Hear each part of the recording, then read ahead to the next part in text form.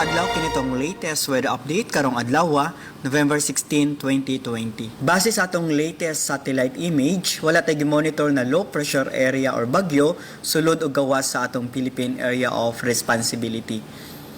Ang northeast monsoon or amihan ang paday nakaapekto sa may Northern Luzon, samtang Easterlies or init na hangin gikan sa dagat Pasipiko ang nakaapekto sa ubang bahin sa nasod. Sulod sa atong 24 oras na forecast, ang tibok sa Visayas, Palawan kasama ng Kalayaan Group of Islands ug ang Occidental Mindoro makasinati ng init na panahon, Panagsa'ng mapanganuron ngadto na sa madag-umon na kalangitan ug naay mga patak-patak na mga pag-uwan ug kini mga localized na mga pagpanugdog ug kilat. Padayon ta mag-monitor sa atong mag-i-issue ng mga thunderstorm advisories. Ug para sa atong mga dugang detalye, bisitaha atong mga official social media accounts. Kini si Jomar Iclarino gikan diri sa Mactan, PAGASA Visayas, DOST, Mayong adlaw.